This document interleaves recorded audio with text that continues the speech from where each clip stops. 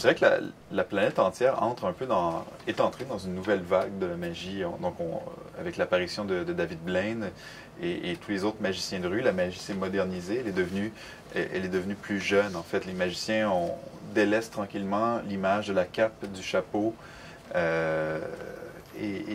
Maintenant, les magiciens, ils sont plus jeunes, ils sont tatoués, ils sont dans les rues, ils font des tours avec des cartes, avec des objets que les gens connaissent. Donc, toute cette nouvelle magie de rue qui est apparue dans les dernières années a fait des enfants un peu partout sur la planète avec des émissions de télé, des spectacles nouveaux genres.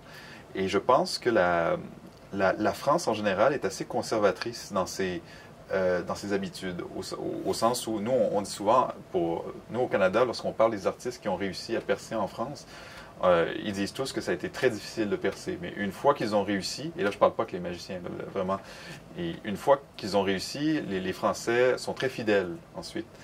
Et on le voit ici, souvent les gens qui sont connus ici, ils sont connus souvent depuis très longtemps, même si ça fait des années qu'ils ne font plus rien, ils sont encore connus et les gens les aiment encore.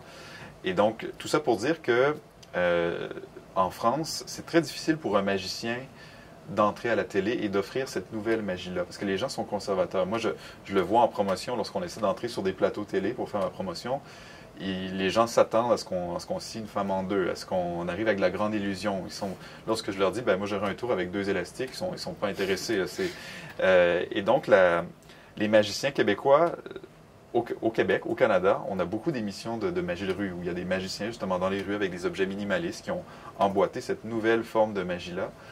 Et donc, il y a justement des magiciens qui ont connu du succès, Alain Choquette, Vincent C. et tout. Et donc, ces gens-là arrivent en France avec cette espèce d'expérience-là, de tout ce succès qu'ils ont connu au Canada.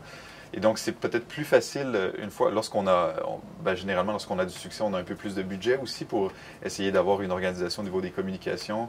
Et donc, je pense que tout ça, c'est une longue réponse à ta question, mais je crois que ça explique pourquoi il y a plusieurs Québécois. C'est que le Québec est très riche au niveau de la télé et on voit de plus en plus de magie.